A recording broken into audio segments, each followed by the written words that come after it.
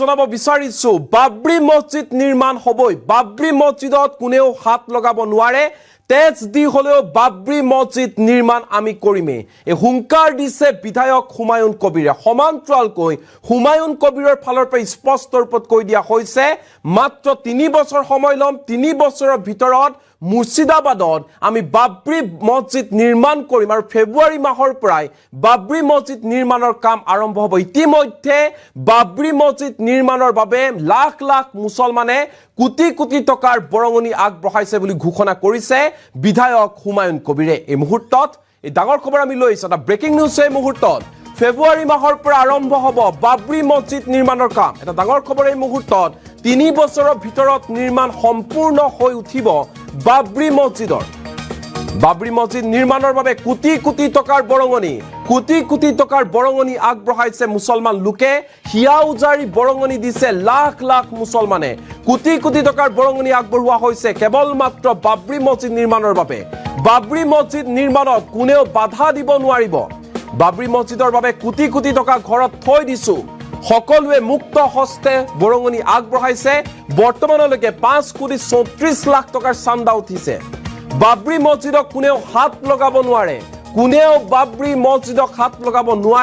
বাবৰি মছজিদ হৈছে মুছলমানৰ আবেগ এই আবেগৰ সৈতে কোনেও খেলা নকৰিব অত্যাধুনিক ৰূপত নিৰ্মাণ হ'ব বাবৰি মছজিদ থাকিব মেডিকেল কলেজ হাস্পতাল পাৰ্ক লাইব্ৰেৰী সকলোবোৰ থাকিব অত্যাধুনিক ৰূপত নিৰ্মাণ কৰা হ'ব বাবৰি মছজিদ মুছলমানৰ বৰঙণিৰে নিৰ্মাণ কৰা হ'ব বাবৰি মছজিদ মুৰ্ছিদাবাদত নিৰ্মাণ হ'ব লগা বাবৰি মছজিদ কোনেও হাত দিব নোৱাৰিব স্পষ্ট ৰূপত এই বাৰ্তা দিছে হুমায়ুন কবিৰে সকলোৱে মনত ৰখা ভাল এয়া অযোগ্য নহয় বাবৰি মছজিদ বনোৱাটো অধিকাৰ হয় এই অধিকাৰ আমি পূৰণ কৰিমেই এনেধৰণে উদাত্ত ভাষণ দিছে হুমায়ুন কবিৰে বাবৰি মছজিদ বনাই দেখুৱাওক এই হুংকাৰ বাবৰি মছজিদ নিৰ্মাণৰ উদ্যোক্তা হুমায়ুন কবিৰৰ যেহেতু বাবৰি মছজিদৰ ইতিমধ্যে আধাৰশিলা স্থাপন কৰা হ'ল তাৰ পিছতে দেখিবলৈ পোৱা গৈছে বাবৰি মছজিদ নিৰ্মাণৰ বাবে মুক্ত হস্তে দান আগবঢ়াইছে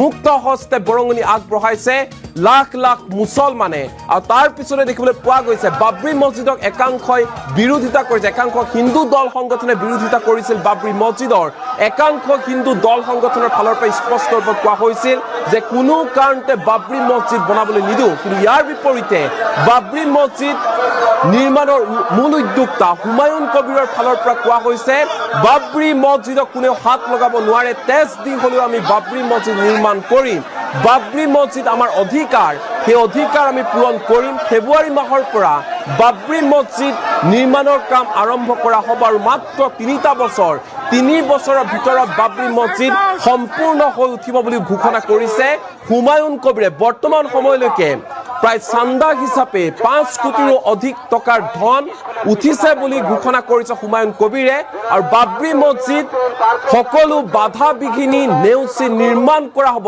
তেজ দি হলেও বাবৰি মছজিদ আমি নিৰ্মাণ কৰিমে আৰু ফেব্ৰুৱাৰী মাহৰ পৰা বাবৰি মছজিদ নিৰ্মাণৰ কাম আৰম্ভ হ'ব বুলি ঘোষণা কৰিছে বিধায়ক হুমায়ুন কবিৰে বাবৰি মছজিদক কোনেও হাত লগাব নোৱাৰে ফেব্ৰুৱাৰী মাহৰ পৰা বাবৰি মছজিদ নিৰ্মাণৰ কাম আৰম্ভ হ'বৰ মাত্ৰ 3 বছৰত আমি বাবৰি মছজিদ অত্যাধুনিক ৰূপত নিৰ্মাণ কৰি সম্পূৰ্ণ কৰি তুলিম এনেধৰণে ঘোষণা কৰিছে বাবৰি মছজিদ নিৰ্মাণৰ উদ্যোক্তা হুমায়ুন কবিৰে এই মুহূৰ্তত হুমায়ুন কবিৰৰ মন্তব্য আমাৰ লগত আছে কি কৈছে নিজৰ ভাষণত হুমায়ুন কবিৰে শুনোৱা অনুৰোধ করে বলছি আপনারা তৃতীয় জন্ম আমরা 6 তারিখ যেদিন বাবরি মসজিদের ভিত্তি স্থাপন করেছিলাম সেটা ছিল শনিবার জুম্মার পরের দিন তারপরে জুম্মাতে আমরা কাউকে অ্যালাউন্স করিনি কাউকে এখানে জুম্মার নামাজ হবে এটা বলিনি মানুষ নিজে নিজে এখানে 1 লক্ষের বেশি মানুষ উপস্থিত হয়েছিলেন আমাদেরকে 2 বার নামাজ পড়তে হয়েছিল জায়গার অভাবে জায়গার সংকুলন আজও একই অবস্থা হয়েছে আজকে প্রায় 2 লক্ষ মানুষের উপস্থিতি হয়েছে গোটা রাজ্য থেকে ত্রিপুরা আসাম বিহার ঝাড়খণ্ড নদিয়া উত্তর 24 পরগনা দক্ষিণ 24 পরগনা হাওড়া হুগলি কুচবিহার উত্তর দিনাজপুর দক্ষিণ দিনাজপুর, মালদা, মুর্শিদাবাদ তো আছে,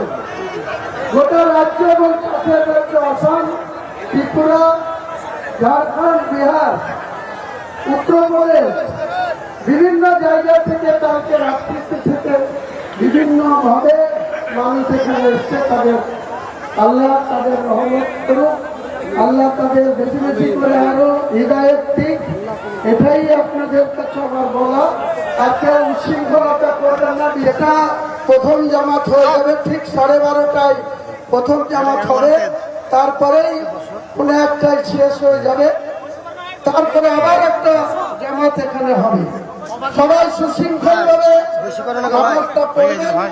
ইসলাম শান্তির জাতি, আমরা যেন কোনো ইসলামকে কোনো রকম ব্যথা পাক, আঘাত পাক, সেটা কোনো কাজ করব না। পাশাপাশি আমাদের ধর্মটা আমরা যেমন পালন করব, অন্যান্য ধর্মাবলম্বী মানুষের প্রতি আমাদের শ্রদ্ধা থাকবে। আমরা আমাদের নিজের ধর্মের প্রতি আস্থাশীল, তেমনি অপরের প্রতি শ্রদ্ধাশীল থাকবো। সবাই ভালো থাকুন। সবাইকে আমার আরেকবার সালাম আলাইকুম। আশহাদু আন্না মুহাম্মাদার রাসূলুল্লাহ।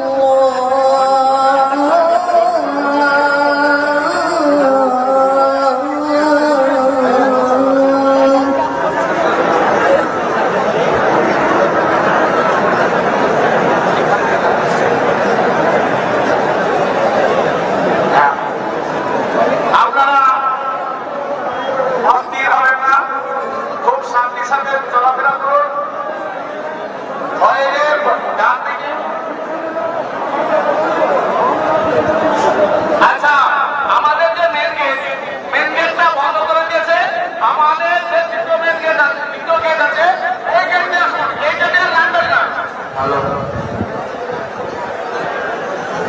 আর 2 নম্বর গেটে আরে গেটটা বন্ধ করুন না।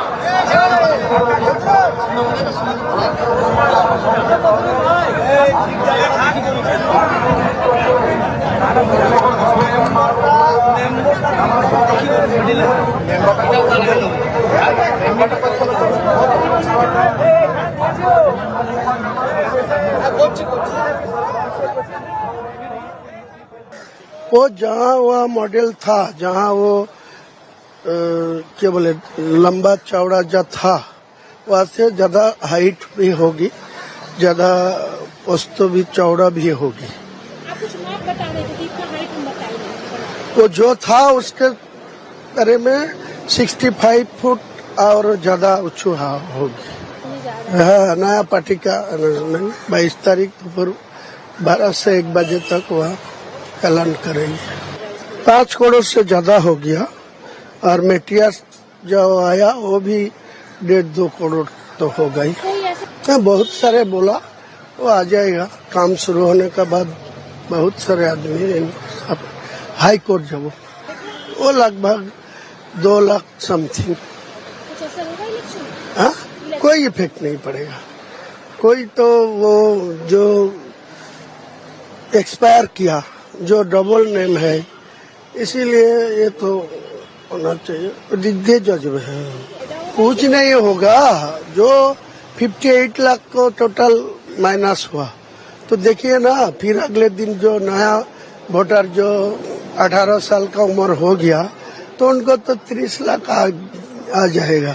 तो लगभग तो जो चुनाव आएगी तो 80% जो चुनाव में वोट डालेगी, तो 2 करोड़ से कम तो आदमी तो वोट में नहीं अटेंड किया था। क्या दिक्कत है? सीएम की होगी? वो मेरे कैसा पता, मैं तो अभी प्रेडिक्शन नहीं कर पाएगी।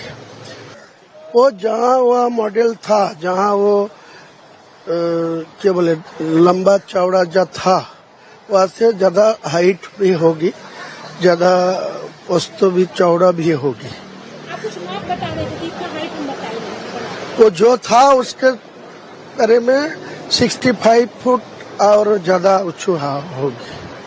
हाँ, नया पार्टी का अनाउंसमेंट 22 तारीख दोपहर 12 से 1 बजे तक वह ऐलान करेंगे।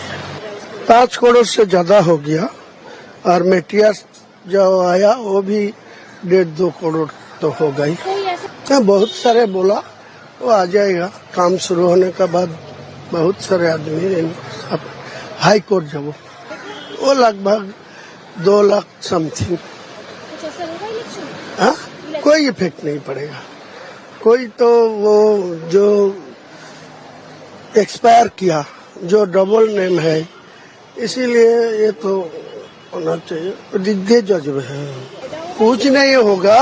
जो 58 लाख को टोटल माइनस हुआ तो देखिए ना, फिर अगले दिन जो नया वोटर जो 18 साल का उम्र हो गया तो उनको तो 30 लाख आ जाएगा। तो लगभग तो जो चुनाव आएगी तो 80% जो चुनाव में वोट डालेगी तो 2 करोड़ से कम तो